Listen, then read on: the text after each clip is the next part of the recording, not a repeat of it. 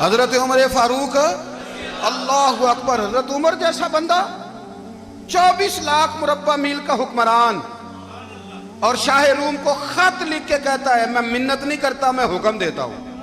اتنا تگڑا بندہ۔ جنگ قادسیہ کے لیے حضرت سعد بن ابی وقاص کو بھیجا، فتوح شام پڑھ کے دیکھیں۔ حضرت عمر بڑے پریشان ہیں، اتنے دن ہو گئے کوئی رپورٹ ہی نہیں آئی۔ اب تو موبائل ہے نا، تو ایک ایک منٹ کی رپورٹ لیں آپ، بلکہ آپ ایک ایک منٹ کی فوٹو لیں، آپ رپورٹ تو دور رہ گئی۔ حضرت عمر فاروق رضی اللہ تعالیٰ عنہ بڑے پریشان ہیں کہ قادسیہ میں حضرت سعد بن ابی وقاص کے ساتھ لوگ جہاد کرنے گئے، رپورٹ کوئی نہیں آ رہی۔ اتنے پریشان تھے کہ باہر نکل کے نا اس رستے پہ بیٹھ جاتے جو رستہ قادسیہ کی طرف سے آتا تھا، جو بھی آتا جاتا پوچھتے جنگ کے کیا حالات ہیں۔ ادھر جب اللہ نے فتح دے دی نا، تو حضرت سعد بن ابی وقاص رضی اللہ تعالیٰ عنہ نے ایک قاصد کو خط دے کے بھیجا، کہنے لگے عمر کے پاس جاؤ، انہیں اطلاع دو کہ الحمدللہ اللہ نے اسلام کو فتح عطا کر دی ہے۔ یہ حضرت عمر کو جا کے دینا، وہ بڑے پریشان ہوں گے۔ وہ جو اس زمانے میں اس طرح ہوتا تھا کہ کئی دور دور سے صحابہ جو دوسرے شہروں کے ملکوں کے رہنے والے ہوتے تھے، وہ بھی آ کے شامل ہو جاتے تھے جہاد میں۔ کوئی ایک دفعہ مدینے آیا، کوئی 2 دفعہ آیا، پھر اپنے اپنے علاقوں میں بہت سارے لوگوں نے زیادہ دفعہ حضرت عمر کو دیکھا بھی نہیں تھا۔ وہ جو قاصد خط لے کے آیا تھا نا، اس نے ایک آدھ دفعہ دیکھا تھا، حضرت عمر بوڑھے ہو گئے، وہ پہچانتا نہیں تھا۔ ادھر سے وہ خط لے کے آ گیا، حضرت عمر مدینے سے باہر نکل کے اس روڈ پہ بیٹھے تھے جو قادسیہ سے آتا تھا۔ جب وہ اس آدمی کو آتے دیکھا تو حضرت عمر اٹھ کے کھڑے ہو گئے، فرمانے لگے قادسیہ سے آ رہے ہو؟ وہ کیا کہتا ہے؟ پھٹے پرانے کپڑے، ٹوٹے ہوئے جوتے، سر پہ پرانی پگڑی، کہنے لگے غلام مدینے کے رہنے والے ہو؟ حضرت عمر کہنے لگے ہاں مدینے کا ہوں۔ کہا میں قادسیہ سے آیا ہوں، الحمدللہ اللہ نے اسلام کو فتح دے دی ہے، الحمدللہ کفر کی کمر ٹوٹ گئی ہے۔ اس نے یہ بات کر کے تو گھوڑے کو ایڑی لگائی، گھوڑا دوڑنے لگا مدینے کے، حضرت عمر بھی ساتھ ساتھ دوڑ رہے، فرمانے لگے اچھا بتاؤ خالد بن ولید کا کیا حال ہے؟ تھوڑا آگے جا کے فرمانے لگے اسامہ بن زید کیسے ہے؟ وہ کہتے ہیں ٹھیک ہے۔ پھر اس نے اور گھوڑا، عمر ساتھ ساتھ دوڑ رہے ہیں، ساتھ ساتھ 24 لاکھ مربع میل کا حکمران، ایک جوتا پیر سے نکل گیا، عمر دوڑ رہے ہیں۔ آگے جا کے پوچھتے ہیں سعد بن ابی وقاص کا کیا حال ہے؟ کہ حضور وہ بھی ٹھیک ہے۔ کتنے لوگ میرے شہید ہو گئے مسلمانوں میں سے؟ کہنے لگا صحیح گنتی کا نہیں پتا، یہ لفظ ادا ہوتے ہوتے مدینے کی سرحد آ گئی۔ لوگوں نے عمر کو گھوڑے کے ساتھ دوڑتے دیکھا تو کہا امیر المومنین کیوں دوڑ رہے ہیں؟ وہ غلام چھلانگ لگا کے نیچے آیا، قدموں میں بیٹھ گیا، کہنے لگا حضور آپ نے بتایا ہی نہیں آپ امیر المومنین ہیں۔ آپ فرمانے لگے کیا بتاتا؟ میں تو اونٹ چرانے والے کا پتر ہوں، کیا بتاتا؟ وہ عمر ہوں جس نے اپنے گناہوں کا حساب دینا ہے، کیا بتاتا؟ جو سعد بن ابی وقاص کو جہاد پہ بھیج کے خود بزدلوں کی طرح گھر میں بیٹھا ہے، کیا بتاتا؟ کوئی حیثیت نہیں، کوئی تار، تو نے اچھا کیا، تو تو مجاہد تھا، مجھے ساتھ ساتھ دوڑایا، تو نے اچھا کیا۔ جتنے لوگ تھے چیخیں مار کے رونے لگے۔ حضرت فاروق اعظم سے کہنے لگے عمر جب تک تیرے جلوے رہیں گے اللہ کامیابیاں ہی عطا فرمائے گا، جب تک تیرا رنگ رہے گا اللہ تعالیٰ نوازتا ہی رہے گا۔ کچھ نہیں کبھی اپنا آپ ظاہر ہی نہیں کیا۔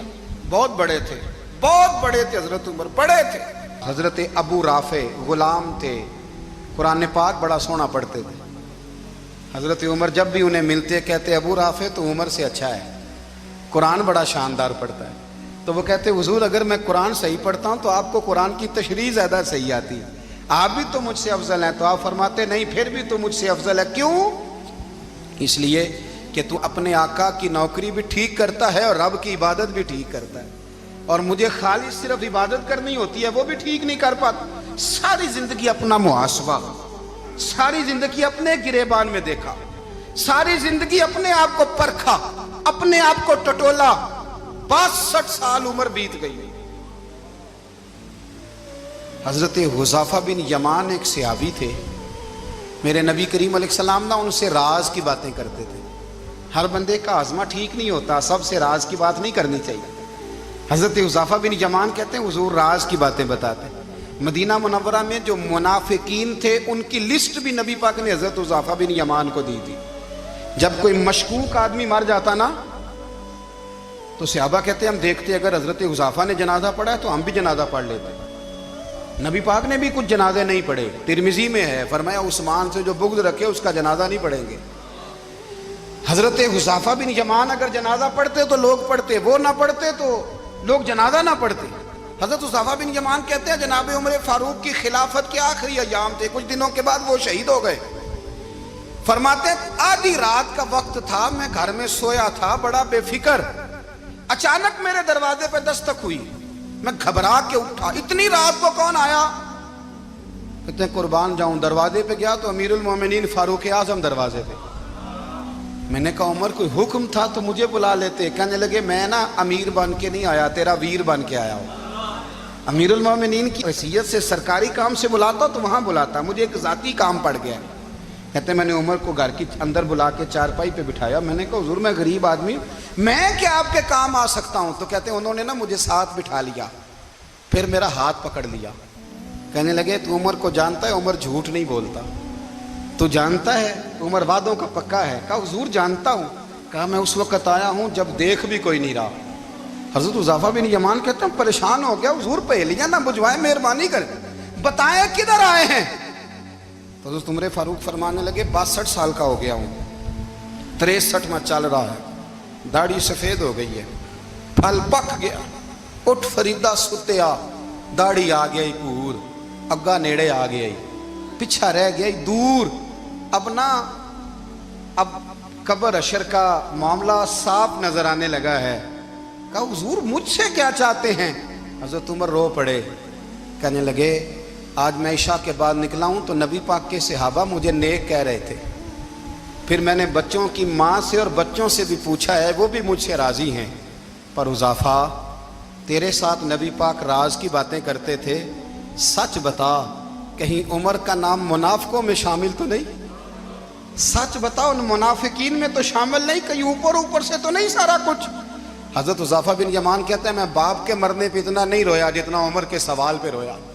میں قدموں میں بیٹھ گیا، میں نے کہا نہیں عمر یہ تو میں نے نہیں سنا، لیکن یہ میں نے نبی پاک سے ضرور سنا ہے کہ میرے بعد اگر کوئی نبی ہوتا تو عمر ابن خطاب ہوتا۔ یہ میں نے اپنے کانوں سے سنا ہے کہ عمر جس گلی سے گزرے شیطان رستہ بدل جاتا ہے۔ یہ میں نے اپنے کانوں سے سنا ہے کہ 950 سال حضرت جبریل جناب عمر کی شان بیان کریں تو پھر بھی بیان نہیں ہو سکتا، یہ میں نے ضرور سنا۔ دوستو ساری زندگی حضرت عمر نے اگر دوسروں کا محاسبہ کیا تو اپنا اور اپنے بچوں کا بھی کڑا خیال رکھا، اپنی ذات پر بڑی توجہ دی۔ جو لوگ اپنا بھول جاتے نا، ہمیں اپنی صحت کا بڑا خیال ہے لیکن اپنی روحانی زندگی کا کوئی خیال نہیں ہے۔ حضرت عمر فاروق رضی اللہ تعالیٰ عنہ نا باہر والوں کا بھی بڑا سخت حساب کرتے تھے۔ بڑا ایک گورنر صاحب نے لباس بڑا شاندار پہننا شروع کر دیا تھا تو حضرت عمر نے اتروا کے نا تو انہیں ٹاٹ کا لباس پہنا کے تو اونٹ چرانے کی ڈیوٹی دے دی تھی، اتنا سخت احتساب کرتے۔ کسائی کی دکان پر بھی 1-2 گھنٹے کھڑے ہوتے تھے، جو آدمی مسلسل 2 دن گوشت خریدتا تھا نا فرماتے تھے اس کا ٹیکس بڑھا دو، لوگوں کو دال نہیں مل رہی اور یہ روز گوشت کھاتا ہے۔ حضرت فاروق اعظم اس کو جزیہ کہا جاتا تھا، یا کچھ اور معاملات ہوتے تو بڑھا دیتے تھے۔ مسلسل جو 2 دن آدمی گوشت کھاتا تھا فرماتے تھے مدینے میں غربت ہے، اگر یہ والا نظام تم کرو گے تو غریب لوگ کس کی طرف دیکھیں گے۔ لیکن اس سے زیادہ بڑھ کر جو ان کی زندگی کا معیار اور سٹیٹس تھا وہ یہ تھا کہ اپنے گھر کا خاص خیال رکھتے، خاص توجہ کرتے۔ ملک شام سے اور ایران سے کچھ لوگ آپ کی خدمت میں آئے تو وہاں سے کچھ کنیزیں بھی آئیں، ان کے بادشاہ کا پیغام لے کے۔ شاہ ایران کی کنیز کو ملکہ نے کہا کہ نا حضرت عمر کی زوجہ کو دیکھ کے آنا ذرا کس طرح کی ہے۔ ہمارے ملک میں کیا کہتے ہیں خاتون اول، باقی سارے دونوں میں خاتون اول، ذرا خاتون اول کو دیکھ کے آنا۔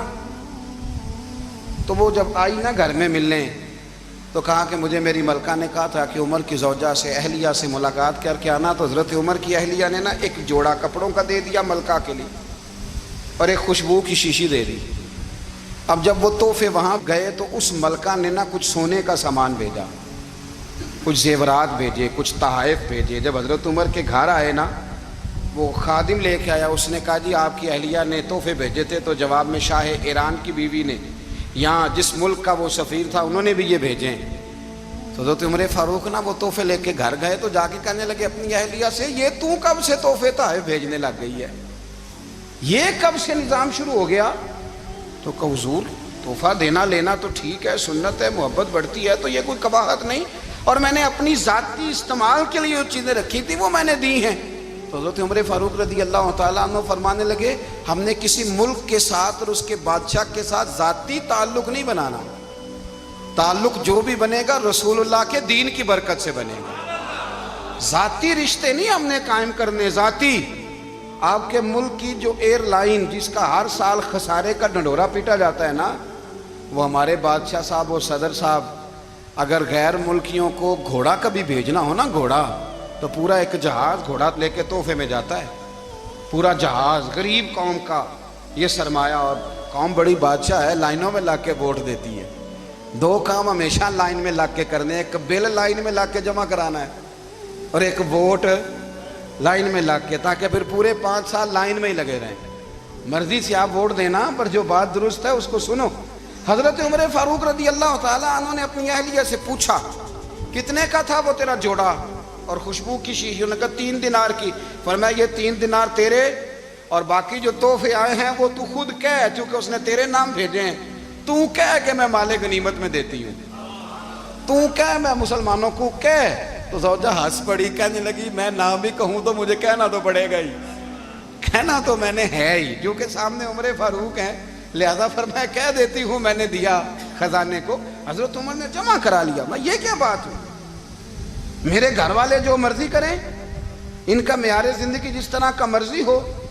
اور حضرت عمر ایک جملہ کہا کرتے تھے، اللہ کرے کہ یہ باتیں اس دور حاضر میں ہماری سمجھ میں آئیں۔ حضرت عمر فاروق رضی اللہ تعالیٰ عنہ اپنے بچوں کو فرمایا کرتے تھے کہ بہت آدمی کو بھوک لگی ہو نا، اور پھر اس کی پسند کا کھانا پکا ہو، جتنے شوق سے وہ اس کھانے کو دیکھتا ہے نا، فرمایا اس طرح پوری قوم اپنے بادشاہوں کے خاندان کو دیکھتی ہے، اس تیزی کے ساتھ دیکھتے ہیں کہ ان کے گھر میں کیا ہو رہا ہے، ان کا معیار زندگی کیا ہے، ان کا سٹیٹس کیا ہے۔ آپ کے بچے دونوں کاروبار کے لیے مصر گئے، ایک بہت بڑا قافلہ گیا مدینے سے مصر تجارت کے لیے، تو یہ گئے تجارت کے لیے، تو حضرت عبداللہ ابن عمر، حضرت عبید اللہ ابن عمر، حضرت عمر کے دونوں بیٹے گئے۔ جناب عمر فاروق کے بچے جب وہاں پہنچے تو مصر کے گورنر نے نا لوگوں کو تعارف کرایا کہ یہ عمر فاروق کے بیٹے ہیں۔ ایک چھوٹی سی بات کر دوں، یہ چودھری کے بیٹے کو کون بتاتا ہے کہ تو چودھری کا بیٹا ہے؟ باہر والے بتاتے ہیں، گھر والے۔ اور سیٹھ صاحب کے بیٹے کو کون بتاتا ہے کہ تو سیٹھ صاحب کا بیٹا ہے؟ اور مالک کو کون بتاتا ہے کہ تو مالک کا بیٹا ہے اور یہ کرایہ دار ہے؟ یہ کون بتاتا ہے؟ یہ سوچ ہم دیتے ہیں بچوں کو، چودھری اور کمی کی سوچ، امیر اور غریب کی سوچ، مالک اور کرایہ دار کی سوچ، گھر کے مالک کی اور کام کرنے والے کی سوچ، یہ ہم دیتے ہیں۔ یاد رکھنا، یہ ہم دیتے ہیں، یہ ہمارا مزاج ہے، یہ باہر سے نہیں آتی۔ تو کوئی شہزادہ ہے، تو سیٹھ ہے، تو نواب ہے، یہ سوچ باہر سے نہیں آتی، یہ اماں سوچ دیتی ہے، اماں، یہ ابا سوچ دیتا ہے۔ اور پھر جب تباہی اترتی ہے تو اس کے ذمہ دار بھی باہر والے نہیں ہوتے، گھر والے ہوتے ہیں، گھر والے۔ ہمارے بچوں کی طبیعتوں پر زیادہ نقش باہر والوں کا نہیں ہوتا، گھر والوں کا ہوتا ہے، یاد رکھیے گا۔ حضرت عمر فاروق رضی اللہ، بچے ہیں، شہزادے ہیں، وہ کاروبار کرنے گئے اور وہاں بتایا گورنر صاحب نے کہ یہ فاروق اعظم کے بچے، امیر المومنین کے۔ لوگوں نے ان سے زیادہ مال خریدا، تجارت میں زیادہ نفع ہوا، ظاہر ہے کہ وہ آپ کے جو اللہ خیر کرے حکمران ہیں، ان کے کاروبار کتنے ملکوں میں ہیں، کس بنیاد پر ہیں؟ وہ صرف اس بنیاد پر کہ وہ حکمران رہے، ان کے لیے آسان تھا بڑے لوگوں سے تعلقات بنانا۔ حضرت عمر فاروق رضی اللہ تعالیٰ عنہ کے بچے ڈھیروں مال کما کے جب واپس آئے نا، تو حضرت عمر سے آ کے بچوں نے بطور محبت کا، ابا جی اللہ نے بڑا ہی فضل کیا ہے، بڑا مال کمایا الحمدللہ، یہ دیکھیں کتنا نوازا ہے۔ تو حضرت عمر کہنے لگے سارے قافلے نے اتنا ہی کمایا ہے؟ سارے قافلے نے اتنا ہی کمایا ہے؟ کہ حضور نہیں، سارے قافلے نے اتنا نہیں کمایا، سب کو اتنا نہیں ملا۔ وہ تو وہاں گورنر صاحب نے لوگوں کو تعارف کرایا تھا کہ یہ عمر کے بچے ہیں، تو لوگوں نے پھر ہم سے بڑا ہی خریدا۔ تو حضرت عمر فرمانے لگے ٹھیک ہو گیا، میں بات سمجھ گیا، اس طرح کرو، جو تمہاری اصل زر تھی نا، جو راز تھی، وہ رکھ لو، اور باقی سارا مال مال خزانہ میں جمع کرا دو، اس لیے کہ یہ تم نے تجارت نہیں کی، یہ تم نے اپنے باپ کا نام بیچا ہے، یہ تم نے امیر المومنین کے بیٹے ہونے کا فائدہ اٹھایا ہے، فرمایا یہ تمہارا نہیں حق، یہ مسلمانوں کا ہے، اس لیے کہ یہ مال تم نے محنت سے نہیں کمایا، یہ باپ کی کرسی کا فائدہ اٹھایا ہے۔ اور فرمایا اگر تم نے مال جمع نہ کرایا تو میں مال بھی لے لوں گا زبردستی اور کوڑے بھی ماروں گا، ڈبل سزا دوں گا، مرضی سے جمع کراؤ گے تو کوڑوں سے بچ جاؤ گے۔ بڑے بیٹے نے تو جمع کرا دیا تو چھوٹا تھوڑا پریشان ہوا، تو حضرت عبداللہ ابن عمر چھوٹے بھائی کا ماتھا چوم کے کہنے لگے بیٹے چپ کر کے جمع کرا، یہاں بھی فخر کر کے ہم عمر کے بیٹے ہیں اور قیامت میں بھی فخر کریں گے کہ ہم فاروق اعظم کے بیٹے ہیں، یہاں بھی ناز کریں گے اور وہاں بھی ناز کریں گے کہ عمر کے بچے ہیں، ہمارے باپ نے خود بھی حلال ہی کھایا ہے اور جب ہماری کمانے کی باری آئی ہے تو ہمیں حکم بھی حلال کھانے کا دیا۔ بھائی ہمارا مزاج دے، بچہ جب لے کے آتا ہے 2 لاکھ روپیہ تو کبھی پوچھے کہاں سے آیا ہے؟ جب وہ پہلے دن غلط دوستوں کے پاس جا کے بیٹھتا ہے تو کبھی نکالا ہے گھر سے اسے؟ یہ بہت سارے خمیازے ہمیں اس لیے بھگتنے پڑتے ہیں کہ ہم ابتدا میں سوراخ بند نہیں کرتے، جب اس میں شگاف پڑ جاتا ہے، سیلاب آتا ہے تو ہمیں ہوش آتی ہے۔ حضرت عمر نے اپنے گھر میں نگرانی رکھی، کڑی نگرانی، زیادہ نماز گھر میں پڑھتے تھے حضرت عمر، نفلی نمازیں زیادہ کیوں بلا؟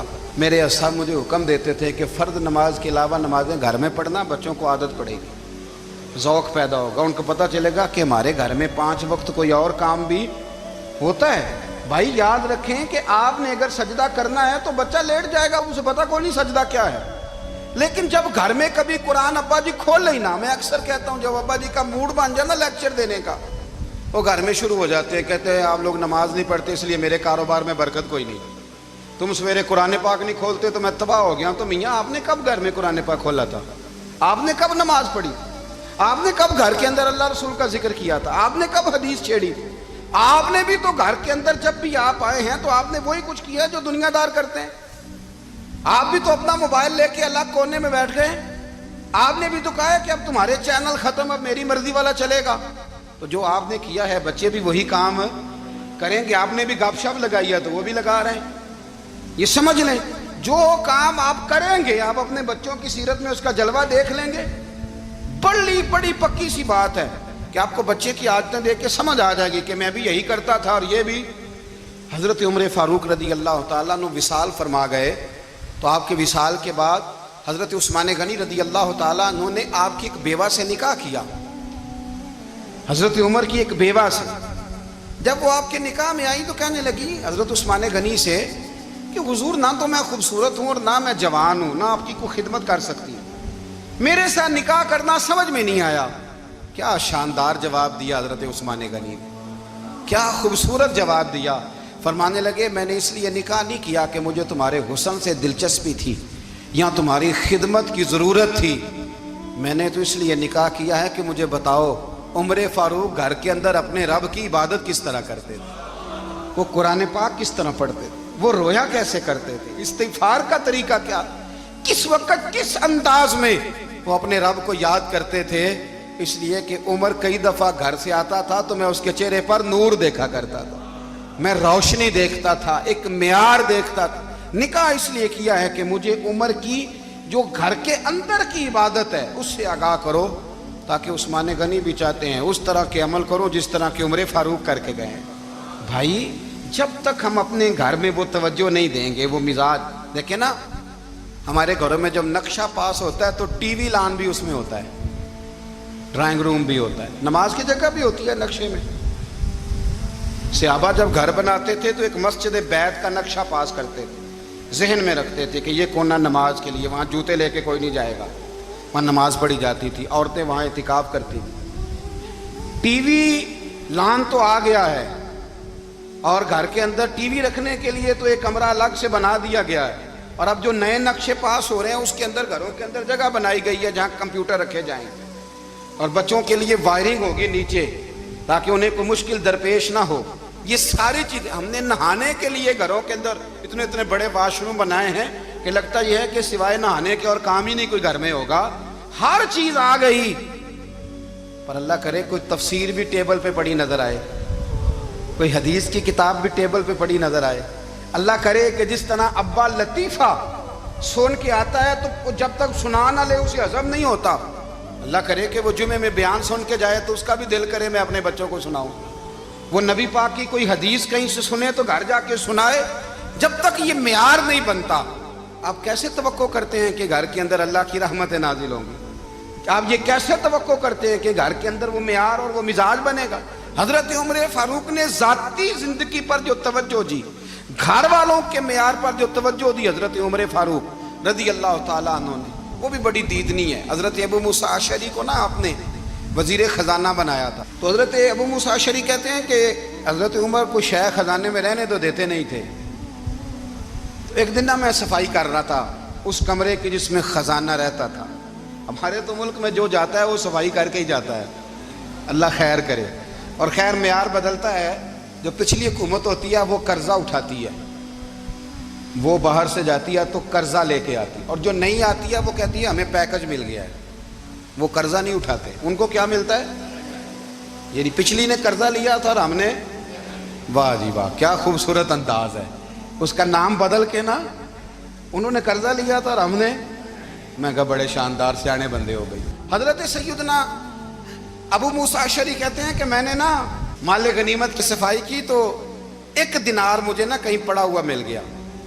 تو فرماتے ہمیں اجازت ہوتی تھی کہ 1 دینار ہم اپنی مرضی سے کہیں خرچ کر سکتے تھے. اگر آپ ناراض نہ ہوں تو ہمارے ہاں جب چیئرمین صاحب، ناظم صاحب ٹھیکے دیتے ہیں تو ٹھیکیدار ان کا چھوٹا بھائی ہوتا ہے، یا چچا کا بیٹا ہوتا ہے، یا خالہ کا بیٹا ہوتا ہے. وہ خود ناظم ہوتے ہیں اور ان کا چھوٹا بھائی ٹھیکیدار ہوتا ہے. یعنی وہ نا سارا کچھ گھر کے اندر ہی رہتا ہے. گھر کے اندر ایک پیسہ دیتا ہے، دوسرا واپس اس کو واپس کر دیتا ہے. گھر کے اندر ہی. اب تو خیر ہمارے لوگ سمجھدار ہو گئے.